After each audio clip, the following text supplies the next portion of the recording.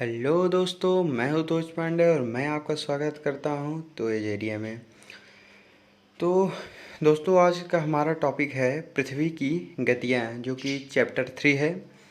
और वीडियो शुरू करने से पहले मैं आपसे फिर एक बार वही गुजारिश करना चाहूँगा, जो इस चैनल पर पहली बार आए हैं वो चैनल को सब्सक्राइब कर लें। अगर उन्हें ऐसी वीडियोस पसंद आती हैं तो वो सब्सक्राइब करने के बाद ऑल पर ज़रूर क्लिक करें, जिससे उनको सबसे पहले नोटिफिकेशन मिले। और वीडियो को लाइक करिए, इसे ज़्यादा से ज़्यादा शेयर करिए और कमेंट भी करिए। तो देर किस बात की, चलिए शुरू करते हैं वीडियो बिना किसी देरी के।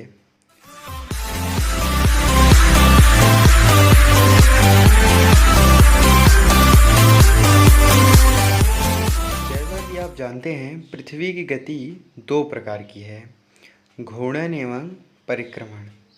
पृथ्वी का अपने अक्ष पर घूमना घूर्णन कहलाता है। सूर्य के चारों ओर एक स्थिर कक्ष में पृथ्वी की गति को परिक्रमण कहते हैं। पृथ्वी का अक्ष एक काल्पनिक रेखा है जो इसके कक्षीय सतह से 66.1/2 अंश, कहने का मतलब 66.5 डिग्री का कोण बनाती है। वह समतल जो कक्ष के द्वारा बनाया जाता है उसे कक्षीय समतल कहते हैं। पृथ्वी सूर्य से प्रकाश प्राप्त करती है। पृथ्वी का आकार गोले के समान है, इसलिए एक समय में सिर्फ इसके आधे भाग पर ही सूर्य की रोशनी प्राप्त होती है। सूर्य की ओर वाले भाग में दिन होता है, जबकि दूसरा भाग जो सूर्य से दूर होता है वहाँ रात होती है। ग्लोब पर वह वृत्त जो दिन तथा रात को विभाजित करता है उसे प्रदीप्त वृत्त कहते हैं। यह वृत्त अक्ष के साथ नहीं मिलता है, जैसा कि आप चित्र 3.2 में देख सकते हैं। पृथ्वी अपने अक्ष पर एक चक्कर पूरा करने में लगभग 24 घंटे का समय लेती है। घूर्णन के समय काल को पृथ्वी का दिन कहा जाता है। यह पृथ्वी की दैनिक गति है। अच्छा, तो इसमें एक बात ये देखना है सबसे पहले कि पृथ्वी का अपने अक्ष पर घूमना घूर्णन कहलाता है। अक्ष क्या क्या मतलब होता है?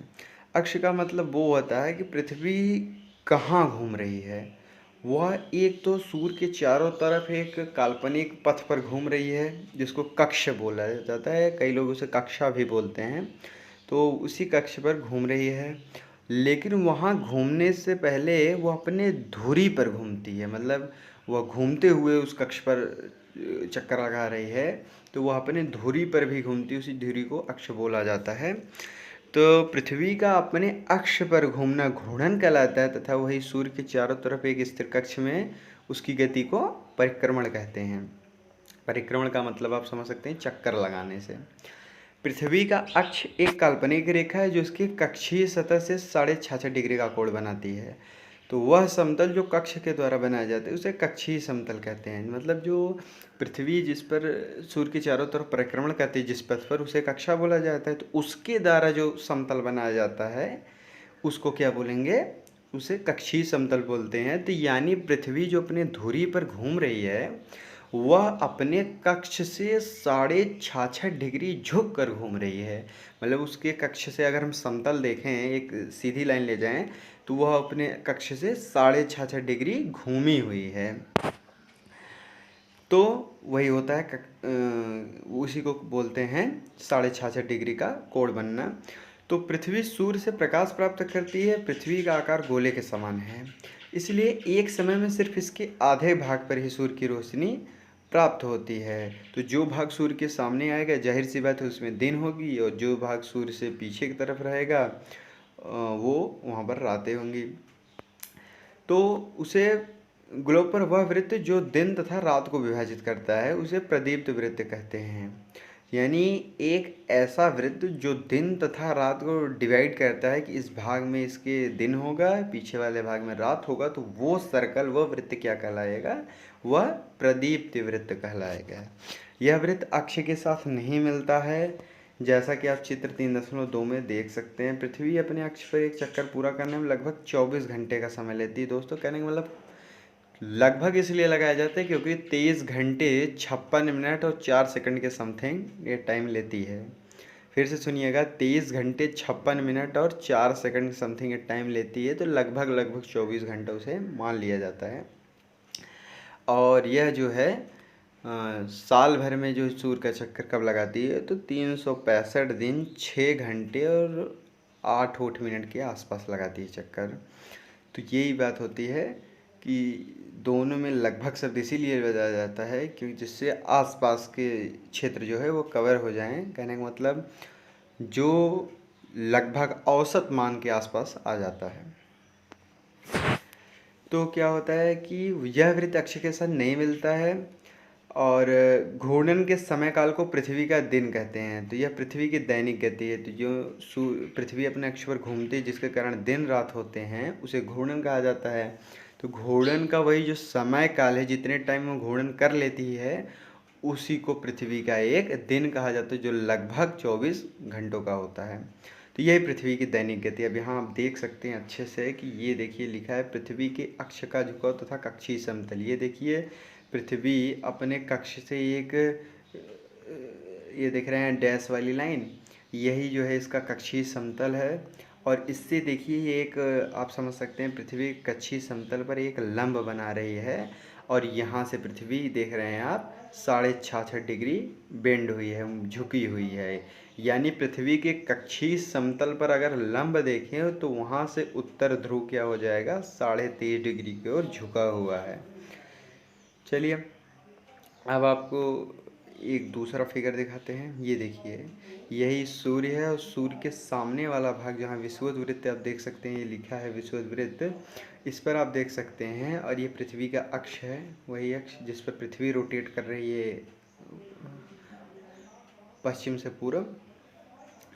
और ये प्रदीप्त वृत्त लाइन है, ये वो लाइन है जो डिवाइड करता है कि सामने वाले भाग पर प्रकाश होगा और पीछे वाले भाग पर अंधेरा।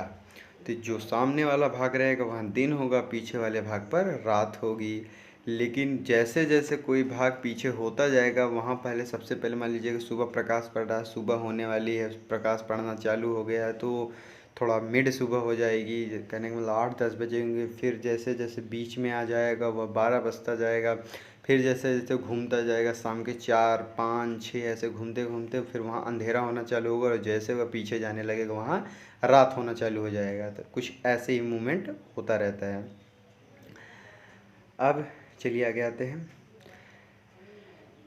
एक यहाँ इम्पोर्टेंट बात है, क्या आप जानते हैं प्राचीन भारतीय खगोल शास्त्री आर्यभट्ट ने बताया था कि पृथ्वी गोल है और अपने अक्ष पर घूर्णन करती है। बहुत बड़ी बात है क्योंकि जिस टाइम आर्यभट्ट थे ना तो इस तरह की सैटेलाइट वगैरह कोई व्यवस्था थी ना कुछ था, ना ही टेक्नोलॉजी इतनी विकसित थे। तो उस समय इनका ये बताना कि पृथ्वी गोल है और अपने अक्ष पर घूर्णन करती है, यह अपने आप में बहुत बड़ी उपलब्धि थी। कुछ लोगों ने इनका विरोध भी किया था लेकिन आज ये सबसे बेहतरीन खगोल शास्त्रियों में जाने जाते हैं। अगर पृथ्वी घूर्णन नहीं करे तो क्या होगा, सूर्य की तरफ वाले पृथ्वी के भाग में हमेशा दिन होगा जिसके कारण उस भाग में गर्मी लगातार पड़ती रहेगी, दूसरे भाग में हमेशा अंधेरा रहेगा एवं पूरे समय ठंड पड़ेगी। इस तरह की अवस्था में जीवन संभव नहीं हो पाएगा। पृथ्वी की दूसरी गति जो सूर्य के चारों ओर कक्ष में होती है उसे परिक्रमण कहा जाता है। पृथ्वी एक वर्ष या 365 से 1/4 दिन में सूर्य का एक चक्कर लगाती है। कहने का मतलब वही मैंने बताया शुरू में कि पृथ्वी एक वर्ष में जिसको बोलते हैं 365 दिन 6 घंटे समथिंग करके होता है, तो वो मोटा मोटा उसे 365 दिन 6 घंटे मान लिया जाता है। तो उसमें सूर्य का चक्कर लगाती है और हम लोग एक वर्ष 365 दिन का मानते हैं तथा सुविधा के लिए 6 घंटे को इसमें नहीं जोड़ते हैं। 4 वर्षों में प्रत्येक वर्ष के बचे हुए 6 घंटे मिलाकर एक दिन यानी 24 घंटे के बराबर हो जाते हैं। इसके अतिरिक्त दिन को फरवरी के महीने में जोड़ा जाता है। इस प्रकार प्रत्येक चौथे वर्ष फरवरी माह 28 के बदले 29 दिन का होता है। ऐसा वर्ष जिसमें 366 दिन होते हैं उसे लीप वर्ष कहा जाता है। तो पता लगाइए अगला लीप वर्ष कब होगा। तो आप लोग फटाफट कमेंट करके मुझे बताएंगे अगला लीप वर्ष कब होगा, क्योंकि ये बात मैंने पहले वाले वीडियो में भी बताई थी जिसमें सौरमंडल में पृथ्वी वाली बात थी। उसमें मैंने आपको ये बात भी बताई थी कि कैसे कैसे इसमें 366 दिन होता है, क्या क्या होता है। तो वही बात फिर से बता रहे हैं कि हर साल वही 6 घंटे जो एक्स्ट्रा बढ़ते हैं, चौथे साल जाकर वो पूरा एक दिन बन जाता है। उसे फरवरी के 28 के बजाय 29 दिन हो जाती है उस साल, और यही लीप वर्ष बोला जाता है। चित्र 3.3 से स्पष्ट है कि पृथ्वी दीर्घवृत्ताकार पथ पर सूर्य के चारों ओर चक्कर लगाती है। ध्यान दीजिए कि पृथ्वी पूरे कक्ष में एक ही दिशा में झुकी हुई है। सामान्यतः एक वर्ष को गर्मी, सर्दी, वसंत एवं शरद ऋतुओं में बांटा जाता है। ऋतुओं में परिवर्तन सूर्य के चारों ओर पृथ्वी की स्थिति में परिवर्तन के कारण होता है। अभी मैं इस फिगर पाऊंगा और ये फिगर बहुत ही इम्पोर्टेंट फिगर होगा, क्योंकि पूरी जो पृथ्वी की गति है बस इसी पर आकर ख़त्म हो गई, और इसलिए मैं इसके सबसे लास्ट में डिस्कस करूंगा। तो चलिए अब आगे बढ़ते हैं। 21 जून को उत्तरी गोलार्ध सूर्य की तरफ झुका है। सूर्य की किरणें कर्क रेखा पर सीधी पड़ती हैं। इसके परिणाम स्वरूप इन क्षेत्रों में ऊष्मा अधिक प्राप्त होती है। ध्रुवों के पास वाले क्षेत्रों में कम ऊष्मा प्राप्त होती है, क्योंकि वहां सूर्य की किरणें तिरछी पड़ती है। उत्तर ध्रुव सूर्य की तरफ झुका होता है तथा उत्तर ध्रुव रेखा के बाद वाले भागों पर लगभग 6 महीने तक लगातार दिन रहता है। चूंकि उत्तरी गोलार्ध के बहुत बड़े भाग में सूर्य की रोशनी प्राप्त होती है, इसलिए विषुवत वृत्त के उत्तरी भाग में गर्मी का मौसम होता है। 21 जून को इन क्षेत्रों में सबसे लंबा दिन तथा सबसे छोटी रात होती है। पृथ्वी की इस अवस्था को उत्तर अयनांत कहते हैं। 22 दिसंबर को दक्षिणी ध्रुव के सूर्य की ओर झुके होने के कारण मकर रेखा पर सूर्य की किरणें सीधी पड़ती है। चूँकि सूर्य की किरणें मकर रेखा पर लंबवत पड़ती हैं, इसलिए दक्षिणी गोलार्ध के बहुत बड़े भाग में प्रकाश प्राप्त होता है। इसलिए दक्षिणी गोलार्ध में लंबे दिन तथा छोटी रातों वाली ग्रीष्म ऋतु होती है। इसके ठीक विपरीत स्थिति में उत्तरी गोलार्ध में होती है। पृथ्वी की इस अवस्था को दक्षिण अयनांत कहा जाता है। क्या आप जानते हैं कि ऑस्ट्रेलिया में ग्रीष्म ऋतु में क्रिसमस का पर्व मनाया जाता है? वो क्यों होता है, अभी मैं उस फिगर के माध्यम से आपको बताऊंगा। 21 मार्च एवं 23 सितंबर को सूर्य की किरणें विषुवत वृत्त पर सीधी पड़ती है। इस अवस्था में कोई भी ध्रुव सूर्य की ओर नहीं झुका होता है, इसलिए पूरी पृथ्वी पर रात एवं दिन बराबर होते हैं। इसे विषुव कहा जाता है। 23 सितंबर को उत्तरी गोलार्ध में शरद ऋतु होती है, जबकि दक्षिणी गोलार्ध में वसंत ऋतु होती है। 21 मार्च की स्थिति इसके विपरीत होती है। जब उत्तरी गोलार्ध में वसंत ऋतु होती है तो दक्षिणी गोलार्ध में शरद ऋतु होती है। इस प्रकार स्पष्ट है कि पृथ्वी के घूर्णन एवं परिक्रमण के कारण दिन एवं रात तथा ऋतुओं में परिवर्तन होता है। एक और पॉइंट है यहाँ, पृथ्वी के परिक्रमण तथा पृथ्वी के अक्ष के निश्चित दिशा में झुके होने के कारण ऋतु परिवर्तन होता है। अब चलिए उस फिगर को समझते हैं।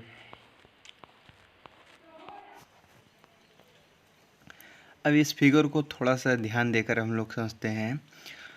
देखिए होता क्या है कि सूर्य जो है देखिए एकदम मिड में है और पृथ्वी जो इसके चारों तरफ परिक्रमण कर रही है।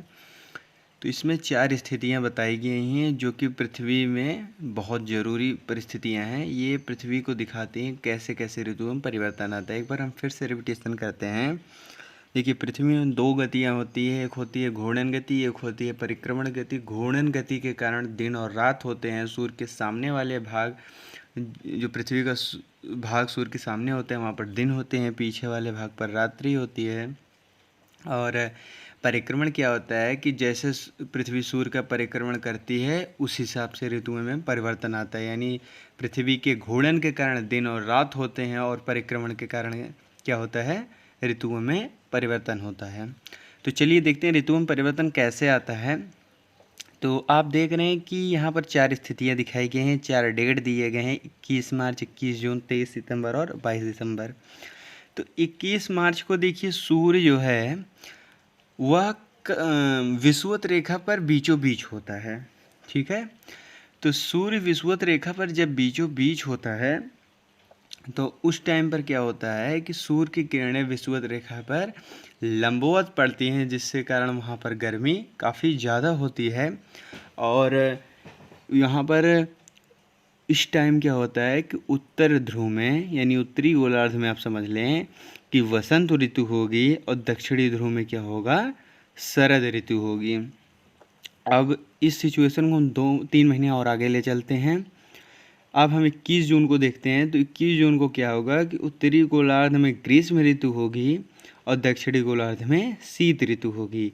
क्योंकि इस टाइम क्या होता है, उत्तरी गोलार्ध सूर्य की तरफ झुका होता है और सूर्य की किरणें कर्क रेखा पर लंबवत पड़ती हैं। इस वजह से यहाँ ज़्यादा गर्मी पड़ती है। और उत्तरी ध्रुव को मतलब उत्तरी ध्रुव से जितने भी मतलब सभी रेखाएं हैं, सभी अक्षांश हैं, उन पर सूर्य की किरणें जो है पड़ती रहती हैं और इस वजह से यहाँ 6 महीने के आसपास तक दिन की स्थिति बनी रहती है। अब क्या होता है कि जब उत्तरी गोलार्ध सूर्य की तरफ झुका होता है, सूर्य कर्क रेखा पर लंबवत रहता है, तो इस टाइम में क्या होता है कि इस गोलार्ध पर सबसे बड़ा दिन तथा सबसे छोटी रातें होती हैं। और जब यह स्थिति होती है कि सबसे बड़ा दिन होगा और सबसे छोटी रातें होंगी, उसे उत्तर अयनांत कहा जाएगा। ध्यान रहे, ये उत्तरी गोलार्ध की बात चल रही है। इस टाइम उत्तरी गोलार्ध में ग्रीष्म ऋतु होगी क्योंकि सूर्य कर्क रेखा पर लंबवत पड़ रहा है और दक्षिणी गोलार्ध में क्या चालू रहेगा, शीत ऋतु चालू रहेगी।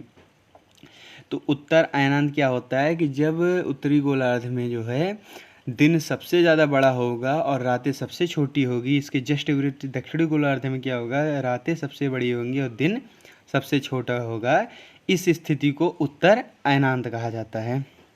अब आइए, सूर्य 21 मार्च से चालू किया, 3 महीने जो है इसकी किरणें क्या हुई, घूमकर पृथ्वी पर 21 जून को कर्क रेखा पर पड़ने लगी। और अब क्या होता है कि वहाँ से 3 महीने बाद अब सूर्य की किरणें जो है वापस विषुवत वृत्त पर आ गई। अब क्या हुआ कि विषुवत वृत्त पर आने पर 30 सितंबर जो कि डेट है, यह वापस विषुवत वृत्त पर आ गई। 21 मार्च वाले को क्या हुआ कि वसंत ऋतु उत्तरी ध्रुव पर था और शरद ऋतु दक्षिणी ध्रुव पर था।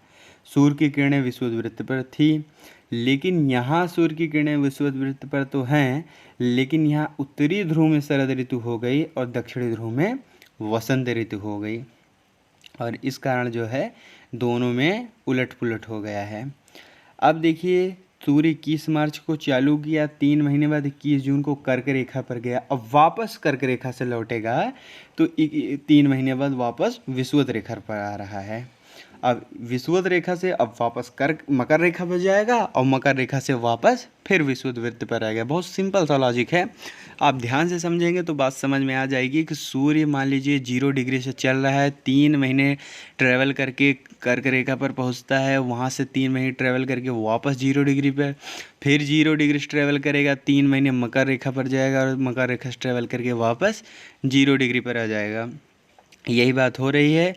तो अब 21 मार्च को चालू किया, 21 जून को देखिए अब उत्तरी गोलार्ध में ग्रीष्म ऋतु हुआ, दक्षिणी गोलार्ध में शीत ऋतु हुआ और वापस ये 23 सितंबर को विषुवत वृत्त पर आ गया और यहाँ पर अब जो है उत्तरी ध्रुव पर शरद ऋतु होगा और दक्षिणी ध्रुव पर मतलब दक्षिणी गोलार्ध में वसंत ऋतु होगा। अब ये वापस 3 महीने ट्रैवल करके अब मकर रेखा पर जाएगी, जहाँ पर इसकी सिचुएशन 21 जून का जस्ट उल्टा हो जाएगा। अब यहाँ पर चूंकि अब मकर रेखा पर जा रहा है, मकर रेखा कहाँ आता है, दक्षिणी गोलार्ध में आता है। तो दक्षिणी गोलार्ध में अब क्या होगा, सूर्य की किरणें मकर रेखा पर लंबवत पड़ेंगी, जिसके कारण वहाँ ग्रीष्म ऋतु होगी और ग्रीष्म ऋतु पड़ने के कारण जो है वहाँ पर लगभग 6 महीने का आसपास जो है दिन की स्थिति बनी रहती है। और ये जो होता है उत्तरी गोलार्ध में इस टाइम ठंडी पड़ना चालू हो जाता है। अब क्या होगा कि जब ये 23 सितंबर से वापस मकर रेखा पर जाएंगे और मकर रेखा पर जाने के बाद वहाँ ग्रीष्म ऋतु चालू हो जाएगी, क्योंकि सूर्य की किरणें जब लंबवत पड़ेंगी तो गर्मी जैसी स्थिति हो जाती है और काफ़ी गर्मी पड़ने लगती है, जिस कारण वहाँ दक्षिणी गोलार्ध में ग्रीष्म ऋतु चालू होगा और जस्ट इसके उल्टा उत्तरी गोलार्ध में क्या होगा, शीत ऋतु होना चालू हो जाएगा। अब क्या होगा कि जब दक्षिणी गोलार्ध में ग्रीष्म ऋतु होगा, यानी दिन सबसे बड़ी होंगी, रातें सबसे छोटी होंगी, और जस्ट इसका उल्टा उत्तरी गोलार्ध में रातें सबसे बड़ी होंगी और दिन सबसे छोटा होगा। इस सिचुएशन को दक्षिण अयनांत बोला जाता है, जो कि 22 दिसंबर को होता है। तो ये देखिए सब में लगभग 3 महीने का ट्रैवल हो रहा है और वापस अब 22 दिसंबर से वही मकर रेखा सब लौट कर वापस कहाँ आएंगे, विषुवत वृत्त पर आ जाएगा, जिसके कारण क्या होगा कि यहाँ फिर से वही सिचुएशन पुनरावृत्ति में आ जाएगी। तो यही इतना सब कुछ मामला है कि 21 मार्च को सूर्य देखिए यहाँ पर विषुवत पर रहता है, फिर 3 महीने ट्रैवल करेगा तो सूर्य की किरणें कर्क रेखा पर सीधी पड़ेंगी और यहाँ पर उत्तरी गोलार्ध में ग्रीष्म ऋतु होगी, दक्षिणी गोलार्ध में शीत ऋतु होगी। सबसे बड़ा दिन होगा उत्तरी गोलार्ध में, सबसे छोटी रातें होंगी, इसी को उत्तरी अयनांत बोलता है। और वापस वहाँ पर ट्रैवल करके यहाँ विषुवत वृत्त पर आ जाएगा। अब यहाँ क्या होगा कि उत्तरी गोलार्ध में जो है मतलब शरद ऋतु होगी, दक्षिणी गोलार्ध में वसंत ऋतु हो जाएगी। अब वापस यहाँ से मकर रेखा पर ट्रैवल करेगा तो क्या होगा कि सूर्य की किरणें वापस अब दक्षिणी गोलार्ध जो है सूर्य की तरफ झुक जाएगा, और दक्षिण गोलार्ध जब सूर्य की तरफ झुकेगा तो सूर्य की किरणें उस पर लंबवत पड़ेंगी मकर रेखा पर, और जिस कारण वहाँ ग्रीष्म ऋतु होगी। इसके जस्ट उल्टा उत्तरी गोलार्ध में शीत ऋतु होगी, और जब दक्षिणी गोलार्ध में ग्रीष्म ऋतु होगी तो यहाँ सबसे बड़ा दिन तथा सबसे छोटी रातें होंगी। इसके जस्ट उल्टा उत्तरी गोलार्ध में सबसे छोटा दिन सबसे बड़ी रातें होंगी, और इस कारण यहाँ दक्षिणी अयनांत वाली स्थिति आ जाएगी, और यह होता है 22 दिसंबर को। और वापस घूम कर सूर्य वापस विषुववृत्त 21 मार्च को आ जाएगा। तो ये इतना पूरा जो है सब बातें हैं जो पृथ्वी की गति में समझना ज़रूरी है, और यही जो है सब कुछ मामला इसी तक सीमित है। पृथ्वी की गति, इन्हीं पृथ्वी की गति के कारण क्या होता है, ये अपना पूरा ट्रैवल होता है, और पूरा जो है यहाँ पर ऋतुओं में परिवर्तन आ जाता है। तो मुझे उम्मीद है आपको लगभग समझ में आ गया होगा, और अगर कोई सवाल उठता है मन में तो प्लीज़ कमेंट ज़रूर करिएगा। और फिर इसी वीडियो के साथ ये चैप्टर समाप्त होता है, और अब मुझे उम्मीद है कि जिनको ये वीडियो पसंद आया होगा वो लाइक ज़रूर करेंगे, चैनल को सब्सक्राइब करेंगे, और ज़्यादा से ज़्यादा इसे शेयर करिए। चलिए ठीक है, तो फिर मिलते हैं अगले वीडियो में। देखते रहिए तो एज एरिया। Thank you.